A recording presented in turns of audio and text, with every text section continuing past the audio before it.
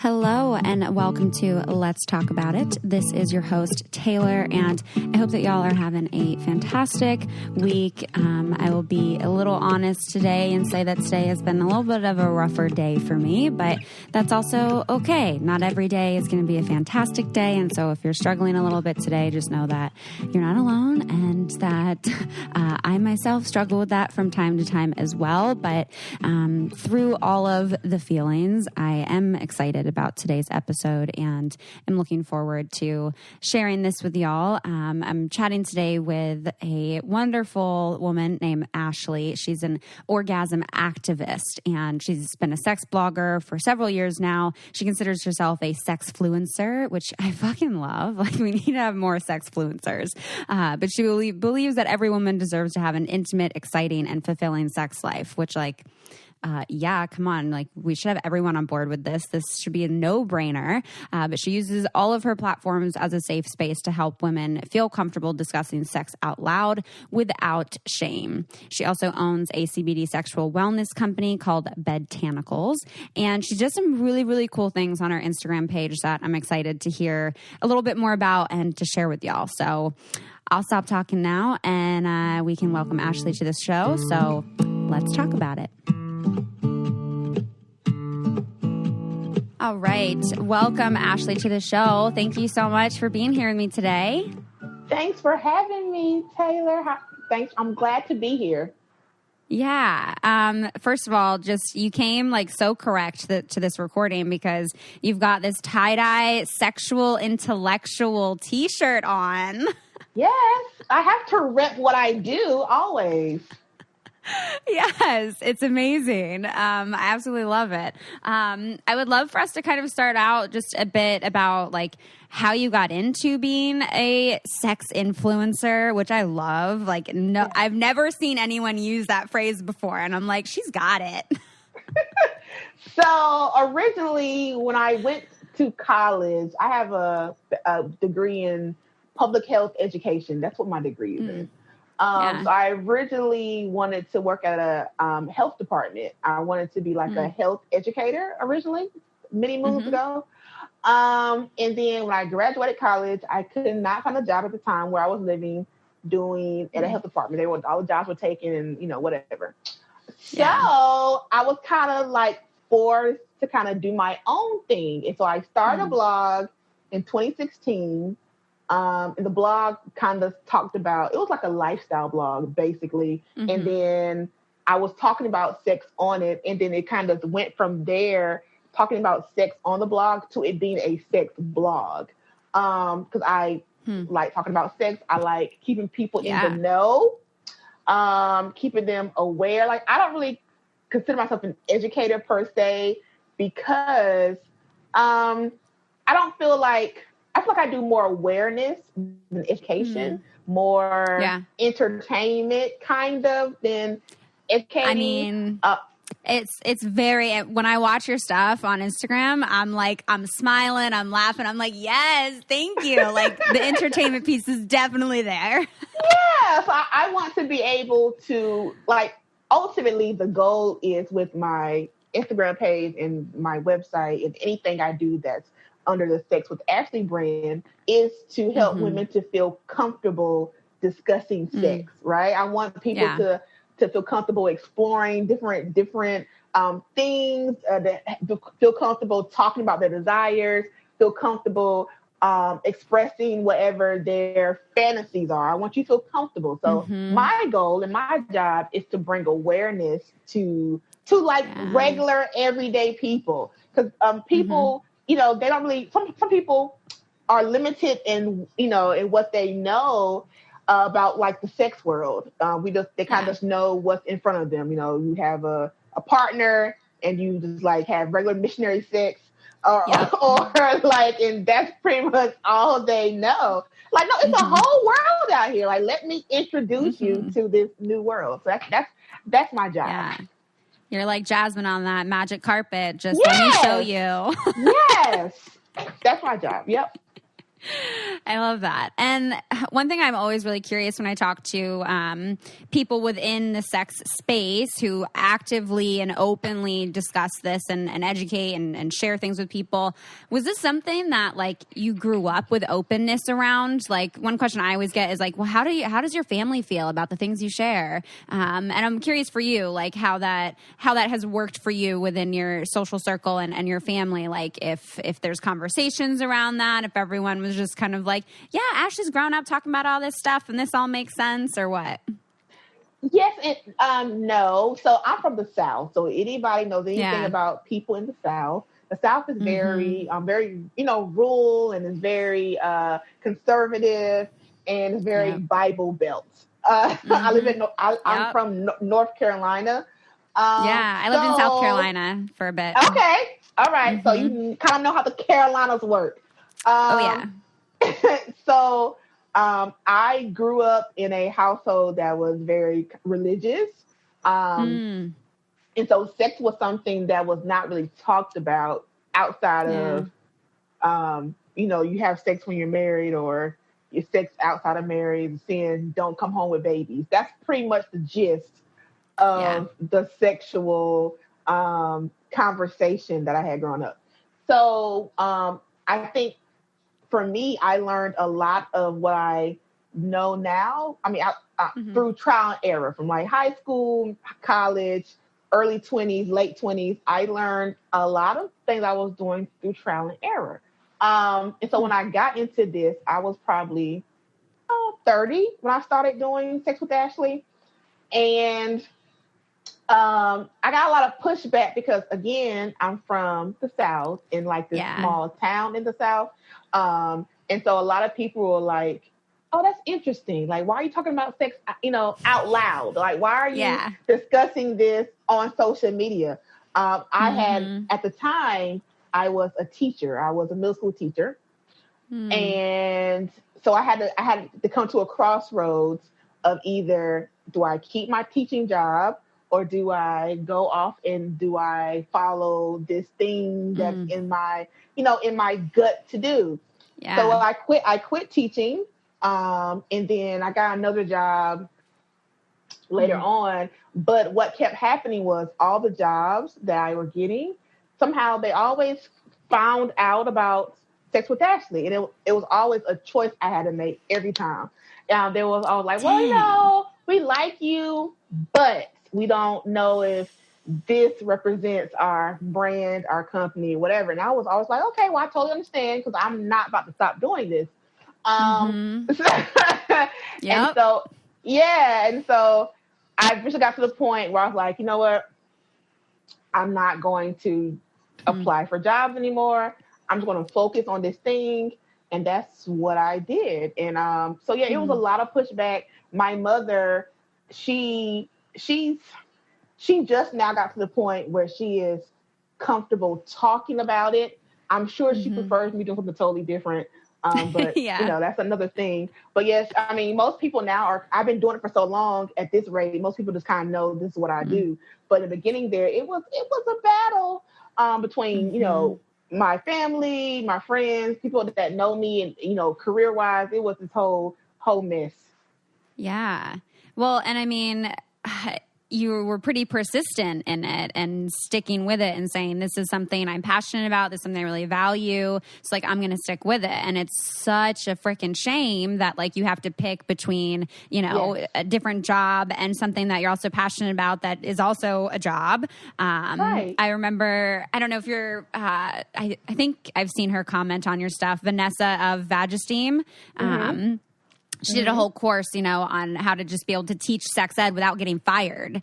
And I'm like, people should be able to talk about these things openly and provide education and it not be looked down on like it's this, really shameful thing and that we can't be associated with you in our workplace when like that in and of itself just speaks to all the shame and stigma around sex. And that's part of where I'm like, sexual health is more stigmatized than mental health, because if you're out there being a mental health advocate, you're not going to lose your teaching job. They're not going to try to make you choose between that. They are not. And it's really sad because like I told one of the jobs I had, because I was working, this was after I was teaching, I was working with kids after school part-time. And, the thing I was telling the person, I was like, well, I talk about sex from an adult standpoint. I don't talk about sex with children, but like they literally equated it to porn, like pornography. Like they was like, oh no, we can't have someone who is doing these things on social media working for us. And I was like, what is the problem? But each their own. I look at all those opportunities as blessings, and they help me they help propel me to where I am today. So, yeah. Dang. I mean, that's some resilience and dedication there that I'm sure like feels really inspiring for people who are trying to pursue their passion that might not be in alignment with what they feel they should be doing or what, corporate America might be pushing them to be in. All right. So if y'all did not listen to last week's episode, I want to introduce to you a new sponsor of the podcast called Dirty Fun Box. And I'm so excited to partner with them and to share them with y'all because I just think it's really like creative and awesome what they're doing. So it's not like a sex shop or your average delivery box.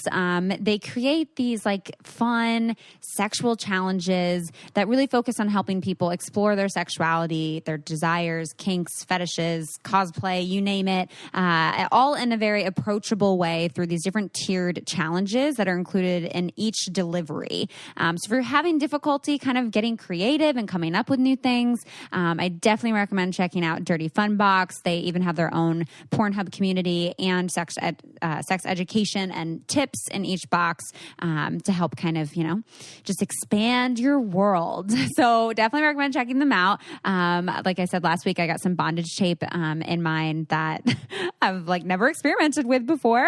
I hopefully will be this weekend and can let y'all know my thoughts on that. But it also came with some really like cute candles, kind of help like set the mood, and a nice little vibrator. So I hope y'all check them out. You can go to dirtyfunbox.com/Taylor Nolan and use the discount code Taylor10 for 10% off. Go get your discount.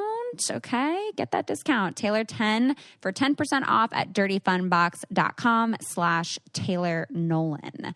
So have fun, get dirty, enjoy this box, y'all. And with all that said, we can get back to the show now.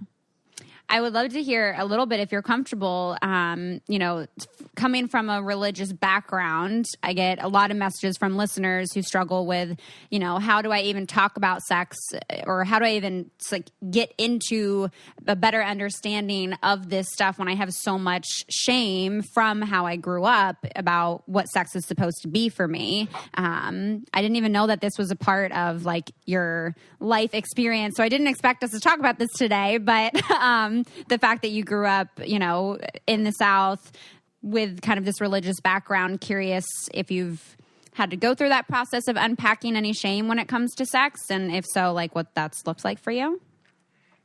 It did. I did, because I went through a phase, probably I was like 25 or so, 24, 25, where I was celibate for years, like 3 years or so. And then I kind of got to a point where like, I don't want to do this no more. Like that's just like, I don't want to do this. This is not, I'm not happy with doing this. Like I'm not fulfilled. I'm not happy. And so I just gradually just kind of walked away from everything that I was taught because I was not happy. I know that's the simplest thing. I wasn't happy doing it.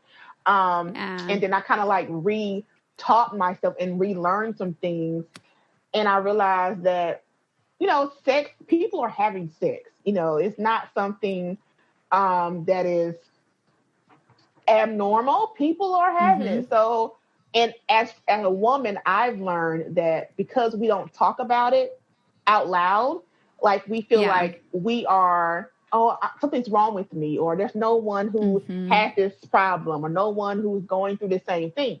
If you just talk about it and then you realize, there's other people like me. That's the whole point. It's not so much of sharing your business. It's just once you talk about stuff, you realize that you're not alone. There's other people who don't have orgasms, other people who have dryness issues, whatever. Yeah. You're not the only one who suffers from these things. So yeah, that's a good point though. That you weren't happy like that. No, I wasn't. Yeah. It was more like an act versus it was like, how you like kind of go through a routine because someone told you this is what you're supposed to do versus you're doing something because you genuinely want to do it. That's what it was. Yeah. Now, in that period of time of being celibate, was that also from solo sex as well? From masturbation, from everything? No. In the beginning it was because under what I was being taught that it was like solo sex is still a sin too. So I struggled with that. So I went through a period of not doing solo sex either. And then I kind of just started doing solo sex and then I started having full blown sex. Yeah. So yeah, I'm like, well, the solo sex thing never really made sense to me really, because I'm like, well, it's, it's my body. I'm touching me. I'm not touching anybody else. I never really could grasp like the it didn't make sense. And so I'm the type of person, if it doesn't make sense, it just didn't make sense to me. So I just kind of just, left that. Yeah. I mean, I think that's been a big thing for me throughout life too, of just like questioning things and being like, well, does this make sense? And then does it make sense for me? And if it doesn't make sense and it doesn't make sense for me, then it's time to reevaluate and readjust. Right. Exactly. Yeah. Should we get into orgasms a little bit? Because you're an orgasm activist, which I'm like, everyone should be an orgasm activist. Yes. Yes. After, you shared, you kind of went through this little bit of like celibate period. Can you remember when you did have your first orgasm and what that was like? Well, I had my first orgasm in high school through self-pleasure. So, and then, I'm trying to think. And then in college, so it was probably after college. It was probably after the whole celibacy thing that I actually had my first real orgasm, because in college I was sexually active, but it just wasn't, it wasn't up to par. I think for most of us in that time period, it was not. Because you're 19 and you're 20, so you know what you're doing. It's clueless. Yep. So it probably was 27-ish, 26-ish, 27-ish, somewhere around there, 28. When I probably had my first real orgasm, oh, okay, this is what this is. So that's probably what that was about. And then it's funny because, not funny, well, this week is Orgasm Week, because orgasm, the National Orgasm Day, I think tomorrow. I think July was Orgasm Month, was it? Okay, maybe. I should know this. I know this week is Orgasm Week, and then the 31st of July is the National Orgasm Day. I know that much. Okay. So it's important for people I advocate for people to advocate for their pleasure. Now, I think that sometimes we put a lot of pressure on ourselves to orgasm, and that can take away from the experience. Like I said, I posted on Instagram this week that orgasm is not the end all be all sex, right? You can still, you can still enjoy what's happening. You can still have pleasurable sex if you don't have an orgasm every time. Yes. So that's not something that you have to put so much pressure on yourself to do every time. I think I personally think that a lot of people do not have orgasms because one, two reasons. One, they don't know their own bodies. And then two, it's the sex that they're getting from their partners. So, for example, let's say your partner is they only want to do doggy style. Yes, doggy style. That's penetration, right? No, not really into foreplay like that. doesn't explore your other erogenous zones. It's okay, let me get you, wet a little bit and we're going to go boom. So you might not, it's a good chance that you might not orgasm from that. And if that's all they do, you might not ever experience one with them. And so it's not that you can't, it's just what's happening with what you're doing. Like you need to explore other your body and other zones and stuff like that to probably experience one. Yeah. And then people first need to even figure out how to communicate to even have that occur in the first place. Right. Like for me, I'm able to probably orgasm every time because I can communicate to my partner what I need you to do. I need for you to do X, Y, and Z. This is what I need. Like every partner can tell you, oh, actually like this right here, this, and this. Because I can communicate with you and tell you I like this.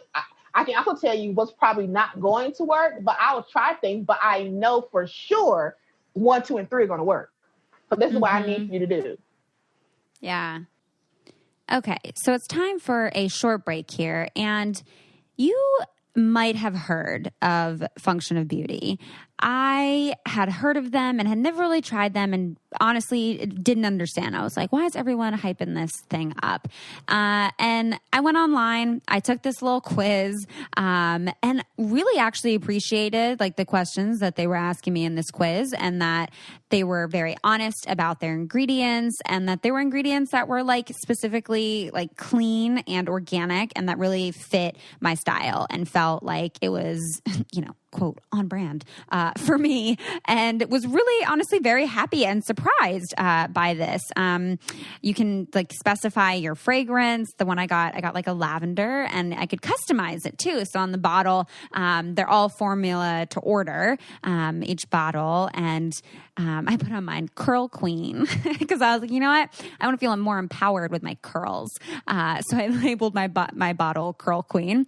I would be curious to hear what kind of sayings y'all put on yours, if it's just your name or if you get a little creative with it. But their formulas are vegan and cruelty free. And so for me, I was like, I don't want any parabens. I don't want sulfates or any other kind of like harmful ingredients. And so it's super awesome that they do this. I was kind of like, I don't really know about this, and checking it out and going through it, I was like, okay, I get it now. And I'm actually really excited now that they're sponsoring the podcast and really happy to partner with them because they're not just the first ever custom hair care brand. It's actually the internet's top rated customized hair care brand. They have over 40,000 real 5-star reviews and counting, and I'm going to be one of them.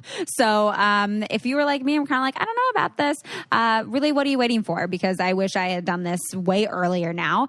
You can go to functionofbeauty.com/Let's Talk to take your 4-part hair profile quiz, and you can save 20% on your first order. I mean, that's a steal right there. You can go to functionofbeauty.com/Let's Talk for 20% off and let them know how you heard about Function of Beauty from my show, even if you heard of it beforehand. If you go to functionofbeauty.com/Let's Talk and get 20% off, make sure to give credit and say that you heard about it on Let's Talk About It. Again, that's functionofbeauty.com/Let's Talk. And yeah, super excited to partner with them because this was like such a pleasant surprise. And I'm like very happy with the shampoo and conditioner that I got. I also got a hair mask, and all of it has been super great and like keeping my curls feeling healthy and feeling moisturized. I was able to really customize it. So highly, highly recommend it. One last time for y'all, that's functionofbeauty.com/Let's Talk, and you can save 20% on your order. So with all that said, let's get back to the show. I mean, what would you say for women who struggle just even to like get in the right mindset in sex, like that feel like they can't get out of their head because they are putting so much pressure on themselves to orgasm, to come, to, kind of put on a bit of a performance to protect their, on a heterosexual perspective here, to protect their male partner's ego. I feel like that that dynamic is pretty common. And one of the things that I typically suggest is like, you know, extend your foreplay, try to make it like a fun game, right? Of like, he's not allowed to enter you until you're like begging him to enter you so that you're really then in it. But I'm curious if there's things that you've personally tried that help you get more in it, or if there's other tips that you'd have.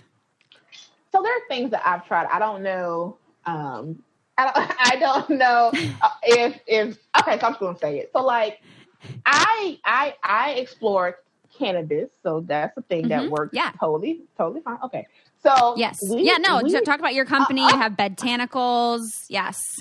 So weed helps. Now, if you don't want to do the illegal side of weed, because I do both. But if you do not want to venture off into the illegal side and you want to use the legal hemp extract, you can do CBD. So and you CBD, mean CBD versus THC? Yes. Here in Washington, CBD, it's totally recreational. So Washington folks, you know, just go at it. So y'all are good. So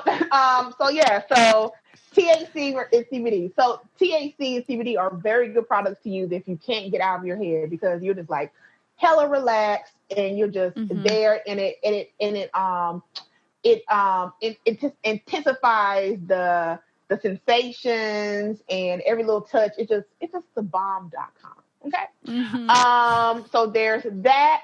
Also, I will probably try mindfulness activities. I don't know if people have ever thought that before, but you can go on YouTube and get some mindfulness exercises. What that does, it helps you to be in the moment. So if you are, practice those every day, and then when you're getting ready to have sex or having sex, you can kind of rehearse what you've been going over prior to, and it can help you focus on what's happening right now. That way you're not really focused on the end result. You're not really focused on the orgasm, because you're focused on what's happening now.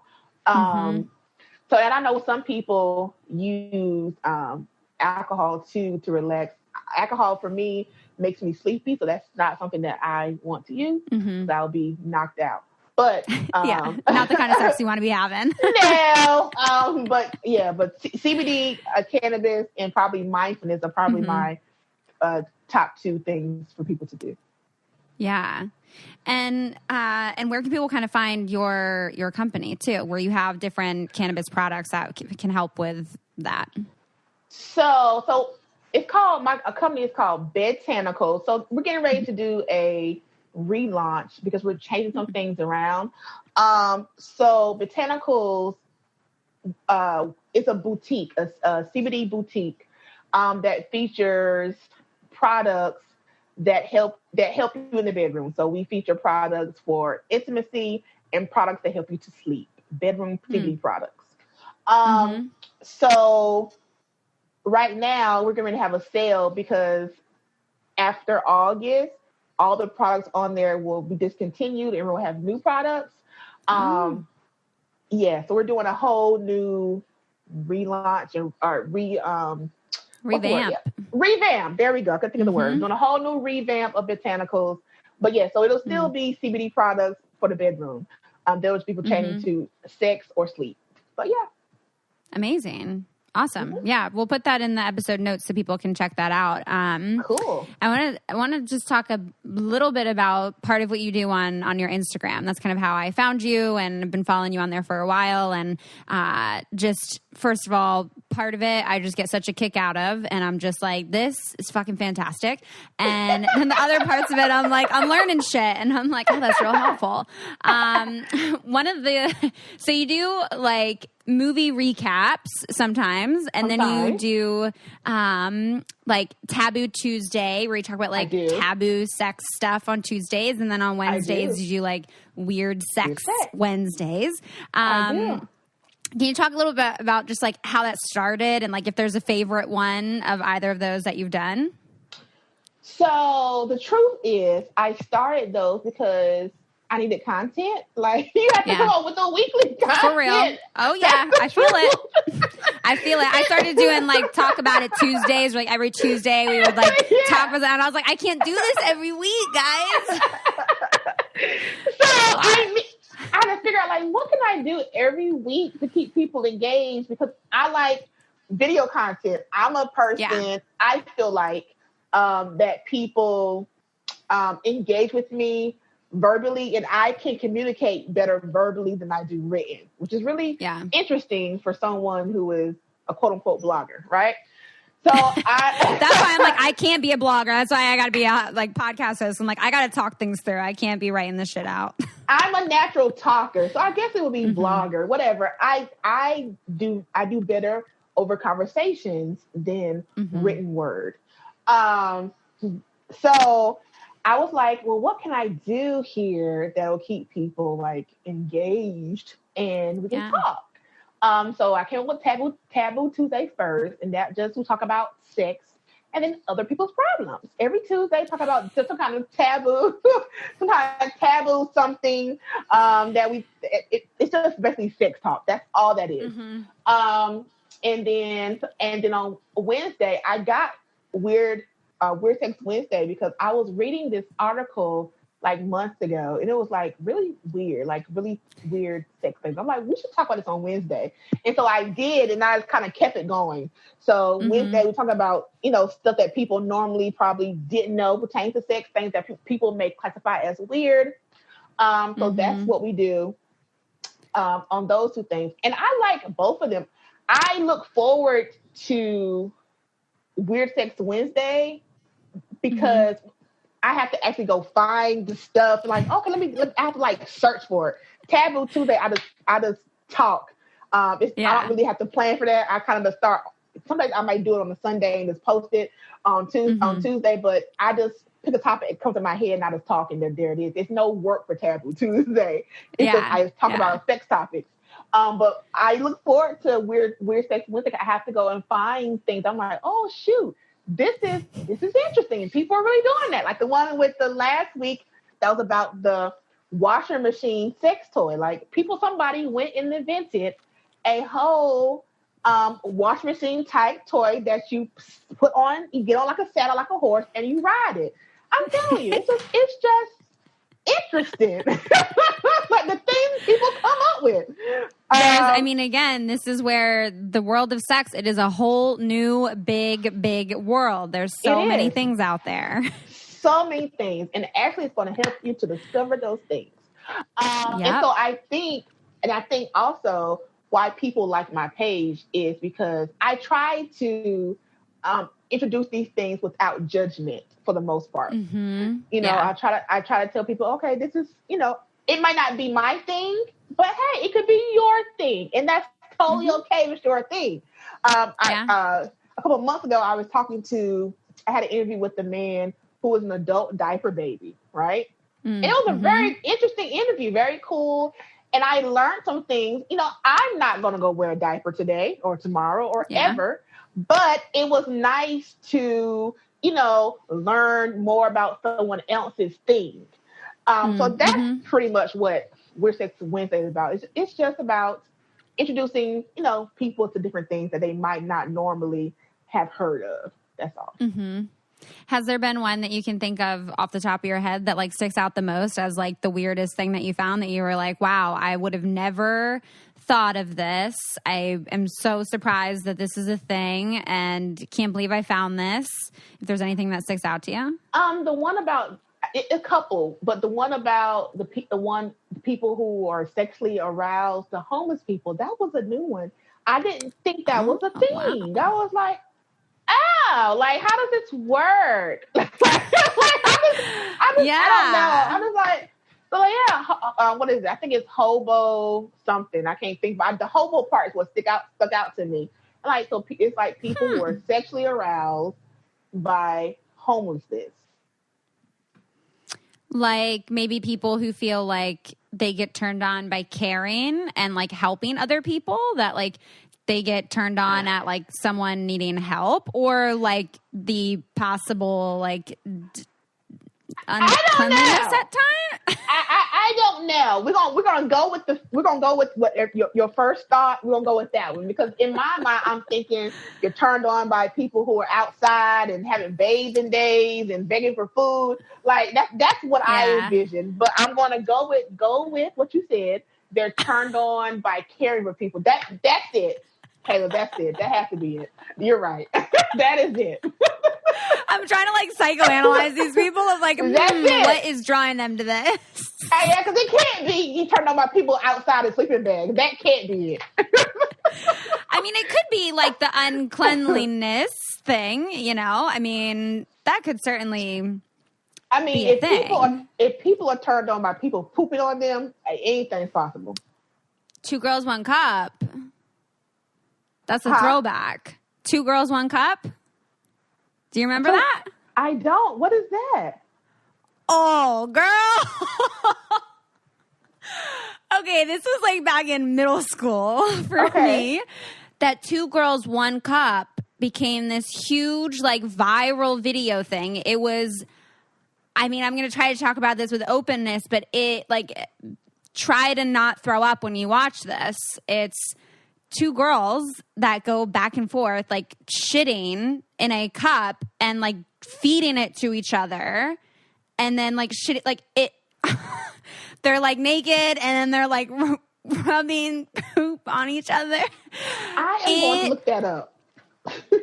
It was a lot. It was, like, they pooped into the cups, then they, like, rubbed it on each other and, like, made out with each other, and then they were, like, throwing up on each other. Like, it was... I think like sexual for some people, but it was almost traumatizing to watch that video, and it was so popular. People would like spam you with it and be like, you know, oh, like you gotta watch like this really cool video, and then it would pop up as 2 Girls, 1 Cup, and you're like, oh my god, no. So I am going. That is my Weird Sex Wednesday topic for next week. Thank you. I'm going to go look that up, and we're gonna talk about 2 Girls, 1 Cup. I was like. Thank you, Taylor. That's a new topic for this week. I found You're welcome. I mean, I will definitely say brace yourself as you go to watch this because it might activate some nausea in you. It was intense. It was very intense. Yeah. Okay. Yeah, I'm going to go look that up this weekend. We're going to talk about it. I'll probably inbox you. Yes, please do. Okay.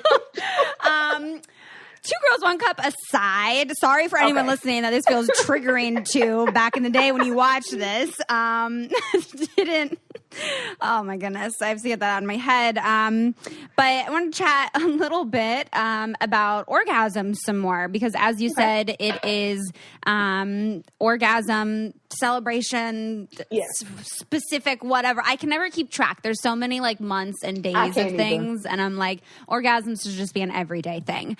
Right. So there's several different kinds of orgasms, and you're kind of going through on your Instagram right now in the last few weeks, you know, going through kind of the different kinds of orgasms. Yeah. And I think that could be helpful to discuss for people. Okay. Yeah.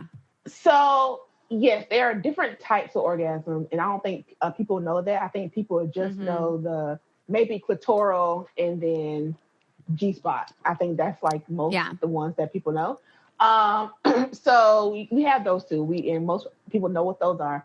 And then we have like anal orgasms, which is a real thing. People who orgasm from anal sex. It's amazing. That's one of my favorites. I've had both negative and positive anal sex experiences. But the positive was a really good positive. Really good positive. So here's one. You have blended orgasms. Blended orgasms is when you are doing you're hitting multiple spots at the same time. So, for example, if you have a partner who is maybe doing clitoral, maybe with the mouth or fingers, and then maybe using a toy to penetrate your G-spot. That's two things going at the same time. Or maybe they're doing clitoral and then doing your nipples. That's a blended thing. Yeah. So a blend is when you're doing stimulating 2 spots at the same time. You also have nipple orgasms. That's a thing. Yeah. Nipples is like my favorite, one of my favorites. So that's the whole thing. And they have like toys and all these things for that. Some people like more of a pain type of pleasure when it comes to nipples. That's not me. But some people like that. Yeah. Mine are way too sensitive for that, so I'll pass. Yeah. Then you have a simultaneous type of orgasm is when we're both orgasm at the same time. And that's like something that you would kind of like use to like a vibrating cock ring for. So you both feel the vibrations and it's both and you're both getting pleasure at the same time. So there's that one. You have orgasms that come from, we already said G-spot. You have some that come from exercise. I don't have those. I'm not I hate exercise. So that's not me. That ain't me. Good for y'all. Good for y'all. There are some people who just that ain't me, but that's called coregasms. And then I'm missing one. There's one. I'm missing one somewhere. I can see it in my head, but I can't think of the name. But anyway, so those are some different types of orgasms that people can explore and, use so they can like venture off and stop doing the same old thing all the time. Yeah. So I'm curious, I still need to like learn more in terms of anatomy. And I'm curious if you know the answer to this. So I feel like I was told that any orgasm that you have as a vulva person, is going to be from your clitoris, that there's like no orgasm without the clit, that even when you're doing penetrative sex, that the penis is then stimulating the internal bulbs and legs of the clitoris that create the orgasm. But then I was like, well, then what about G-spot? And then I was like, well, I don't know where the clitoris is in comparison to the G-spot and if that does stimulate that. But then, like you said, things like nipple orgasms where like your clit's not being stimulated, but then is that now an invalid orgasm or is it just a different kind of orgasm? Am I making sense here? You are. It's funny because I had an interview last week and they brought this same exact topic up. It's funny. So I'll answer this from my knowledge base. So yes and no. So yes, because the legs of, I'm gonna call it the bulbs, the legs of the clitoris are like a wishbone. And yes, there you go. I got my internal diagram right here. There you go. For those of you on audio, we're gonna describe it. Okay, and so it's like a wishbone, and so those two little bulbs are they are covered by the vaginal walls. Okay. So that's why when you are penetrating and it feels good when something is like wide enough to like hit your walls because you are stimulating the bulbs of your clitoris. Okay. So that's that. So when it's hitting the walls, as people say, it is stimulating the clitoris. Now, the G-spot, however, is beyond the clitoris. So the G-spot is, the G-spot varies on each individual. So for most people, it's probably like 3 inches or so in. For some people, the G-spot is further back near the cervix. It just kind of depends on you and your body. So it's not always in the same spot either. So the G-spot is a little patty part that is it's on the top of your vaginal wall. From my understanding, and again, this stuff always changes when people find out more information. So because the clitoris literally was only like actually fully researched in 1996 or 8, I think it was. Yeah. Less than probably 20 years ago. So like the G-spot is not related. It's not connected to the clitoris. From what I have seen, watched, studied. So a G-spot or orgasm is not the same as the clitoral orgasm. But you can stimulate, you can have, I guess, a vaginal orgasm by Yeah. By penetration, just from stimulating the inside of your vaginal walls. Anatomy. There you go. Wild. Yeah. Because, there have been times where I feel like someone, in a sex haze, like, makes out with my ear and, like, not, like, I don't like when people, like, shove their whole tongue, like, in my ear because that doesn't feel good. Yeah, I'm like, please stop doing that. But when they do, like, a nice, sensual, like, make out and whatnot with my neck and my ear, like, I feel like I literally, like, I shudder to that and, like, I orgasm from that and then I, like, pass out and fall asleep. So I'm like, that's definitely not clitoral, but, like, it's for sure an intense experience that feels like an orgasm. So then when I heard that about, it's all the clitoris, and I was like, I don't know. Erogenous zones, like the neck and stuff, that's one of the erogenous zones. My armpit too. Yeah, and see, everybody's erogenous zones are different. Cause like the armpit for me just makes me laugh. It doesn't turn me on at all. It depends. If I'm in a sex haze, then it does. But like right off the bat, like, you gonna make out my armpit? No, stop. That's not doing it. Like, stop. What are you doing? Like, please stop. Yes. Like, and we both spoke about like anal orgasms feeling good. Can you explain kind of how you did achieve orgasm anally that felt good for you? Because I think a lot of people are like scared of that. And I've touched on, I feel like in some episodes frequently I touch on anal, but I don't do like a deep dive into anal. So would love to hear just maybe a little bit about like how you've created that to be a positive experience for you. Okay. People assume that anal sex is supposed to hurt. Anal sex is not supposed to hurt. It's not. So it's not. So if it's hurting, you're doing something wrong. You should stop, like, immediately. So for me, in my experience, it was all about positioning. So it was like a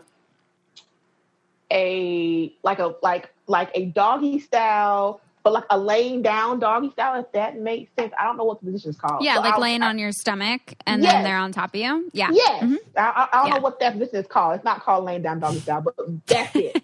So it kind of, and like your butt's kind of up in the air, sort of, kind of. So that was a position that worked with this particular partner. It worked. And it also helps if, they're not very, like huge, because that too. That's a lot. Yeah.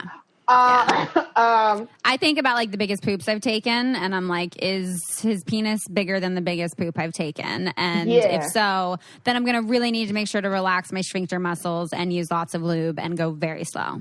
Yes. And and also, if he is larger than that, you can train your anus with like little anal training sets, like little plugs that go from small, medium to big, and you just wear them gradually for, I think, like a couple of days each one, and then you kind of prepares you for the main event whenever some preparation. Because with anal sex is a thing that you can't just up and do. Like, you have to like be mentally and physically prepared for, because you have to be prepared for that, because your anus is not made for things to go up it. Things come out of it. It's an exit, not an entrance. So you're going against nature or gravity or whatever. You're going against what it's designed for. So it's going to be resistance.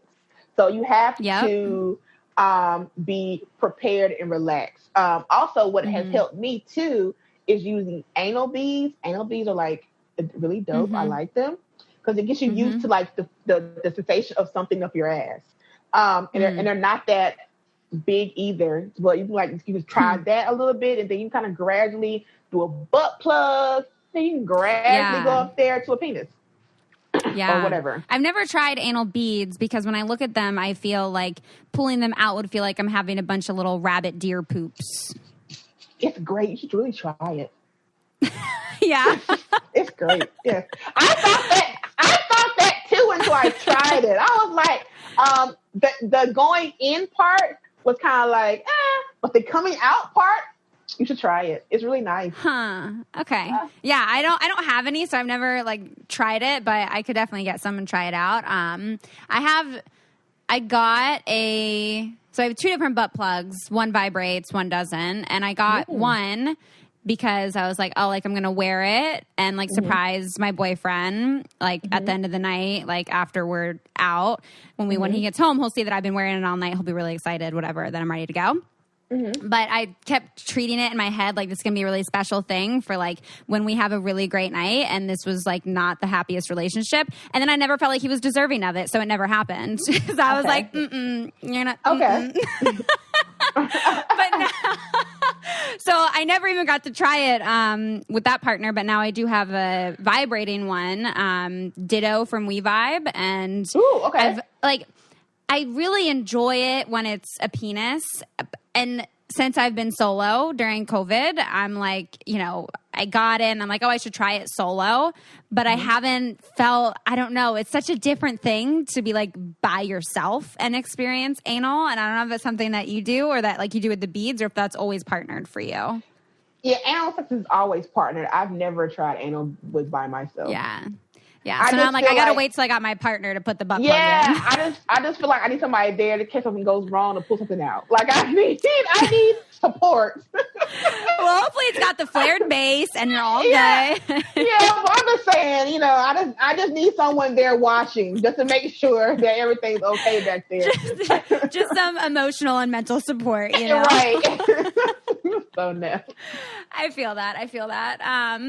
Are there any like toys that you like would recommend for people that are kind of starting out, or toys that are your favorite that you would recommend to people?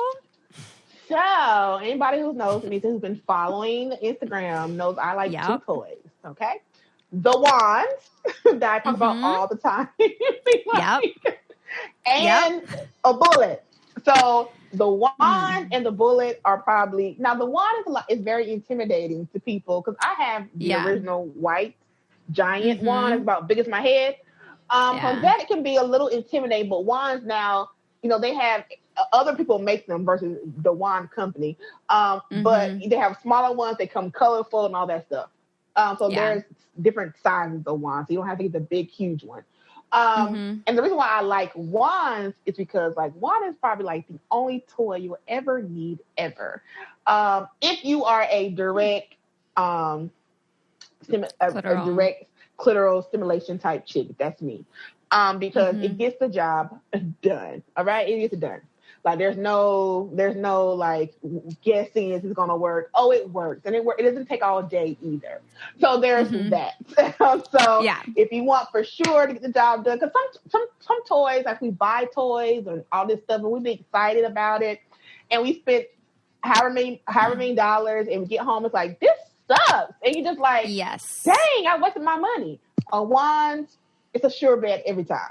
So there's that one. And then bullets are another sure bet for the most part if you're a clitoral stimulation type person, because they're small, they're boutique, and now they have bullets. They have different silicone, metal ones. They have ones that have. And the bullet just goes on your clit? I don't think I've ever tried a bullet.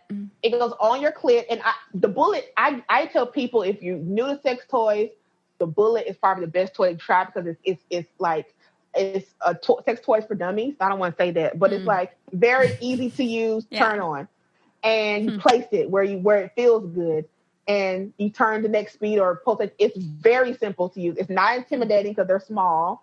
They're not loud. The one I have is loud. You can't hide that.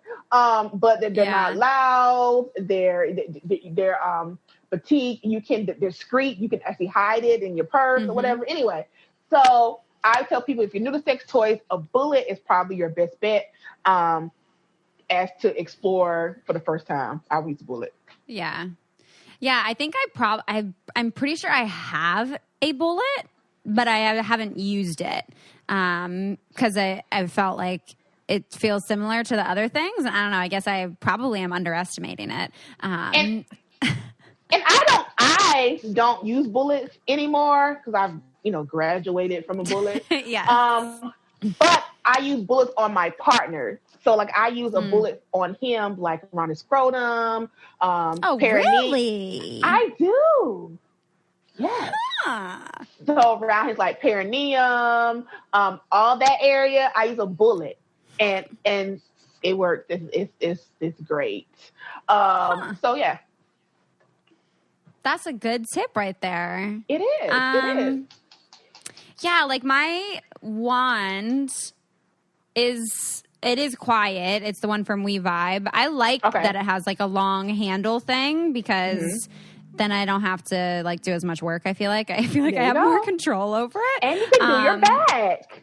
And I can do my back and get my neck and my shoulders. Yeah, but yeah, I've always found, I don't know. And I'm like, maybe I need to experiment and explore a little bit more with the wand. But my favorite has always been like the air pulsing on the clit, the melts from We Vibe, or there's another one from Plus One that's pretty similar that I have.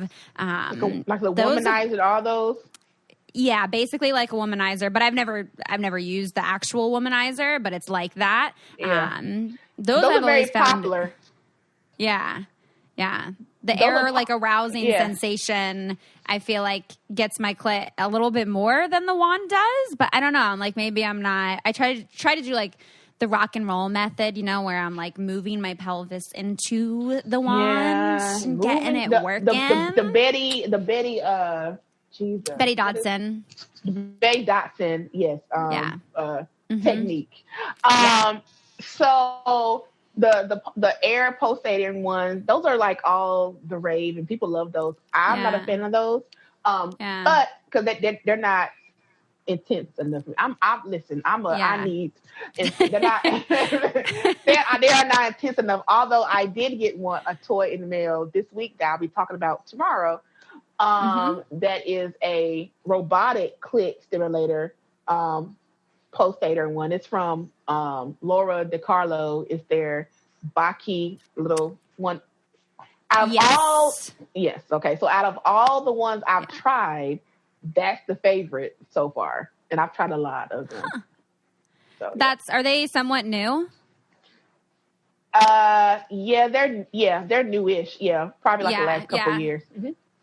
Yeah, I think they reached out, and I was going to look into it. So I'm curious to hear what your experience is and to watch your kind of review of it. Yeah? I liked it. And like I said, I've tried a lot of them. People send me toys all the time. Yeah. So I've tried a lot of suction toys, and for the most part, they're all like, even like the Satisfier that everyone was like all the rave. It was just like, and again, and that's just me because I like a lot of direct, a lot of intensity. Yes. But that one was actually, I liked it. It got the job done. I'm like, okay, this is new. So I would definitely use it again. I want to use it with a partner. So that'll be the next the next to-do list task. So yeah. Yeah. What does sex look like for you in COVID times? Well, I'm dating somebody, so we've been having sex with the same person since before COVID. So now it's the same. I mean, the same thing as what before. I think I probably have had more sex since COVID actually than normal. I guess because we all ain't got nothing else to do. Yep. Because I'm like, before I wasn't getting this regularly. Like, what's happening? Yeah, I think I've been having more sex since COVID than without COVID. And then I'm sure we're getting ready probably to go back into quarantine probably before the fall. So we probably be doing more of this too. What city are you located in again? I live in Fayetteville, which is Fort Bragg, North Carolina, which is the largest military base in the country. I live right outside there. I'm in military town. Oh, so you're still in North Carolina. I don't know. I thought you would. Okay. Haven't moved yet. I'm still here. I'm planning to move. The goal was to move this year. Then COVID happened. So I'm planning to move probably before spring of next year, out of the state of North Carolina. Okay. Nice. Well, I'm excited to see where you end up and all the things you do. One thing I'll say too, just, you know, on your Instagram too, you do like the most honest sex toy reviews ever. Like there was one. Yeah, there was one where you were just like, this is a waste of money. Like, save yourself that money, girl, because it was not. And I was like, I so appreciate that. Like, I just talk about the ones that work for me, and like the ones that don't, I'm like, I can't put that. I feel bad for the company. I don't know. So I just stay quiet. I was so like, I guess annoyed and irritated because I've been watching all the other people on social media and all the other people like influencers talk about this toy, and I'm just like, this shit sucks. Like, what? Like, were y'all just? It just sucks. Like, this is not worth your money, and it's expensive. Yeah, I could see if it was a $30 toy. Okay, you know, it's never $30, so you didn't really pay that much. This toy is $180. Like, are y'all tripping? No. Yeah. That's terrible toy. Terrible. Well, I so appreciate your honesty and all aspects of like everything that you share on social and everything that you've shared on here with me today. I would love for you to kind of talk about where people can find you and all the things that you're doing. We'll have the episode notes in that will have some links to your company, to your Instagram, but if you can kind of give some shout outs to where they can find you. Okay, so all of my handles on social media are all the same. It's Sex with Ashley. That's on Facebook. That's on Twitter. That's on Instagram. On TikTok too. Sex with Ashley. And the website is called sexwithashley.com. So it's real simple to find me. Yes, you got that. You got that all down. It's all the same. So you can type it in Google and I pop up. It's all the same. Amazing. That's awesome. Well, thank you so much for like sharing all of this and having this little chat with me. I super appreciate it. Well, thanks for inviting me. I have enjoyed myself. Oh, good. I hope so. I'm like, I know sometimes even when I go on podcasts, I'm like, this like felt like a waste of my time and like wasn't enjoyable. So I'm like, I always hope whenever guests come on that like at least the conversation was slightly enjoyable or, you know, we make new friendships at least. You did a wonderful job, Taylor. Wonderful job. Thank you. Thank you so much. Thank you. You have a good day. All right, that does it for today's episode. Thank you so much for making it all the way through and keeping your ears, your hearts, and your minds open. It would mean so much to me if you could take a second or two after listening to this episode to leave a review on iTunes and let me know what you're enjoying about the show. I love reading, you know, what your favorite episodes are, where you guys listen, and definitely feel free to share this with a friend. I mean, part of how we break down the stigmas around these topics is by talking about them, right? And sharing them with more people. So definitely share the podcast. And again, really wanting to include all of you in this podcast. So if you have questions or you want to share a thought or an experience, please send in a voice memo to ask.letstalkaboutit@gmail.com. And I'm really excited to keep having these conversations and breaking down these stigmas. So thank you all so much. I hope you have a wonderful rest of your week, and I'll talk to you next time.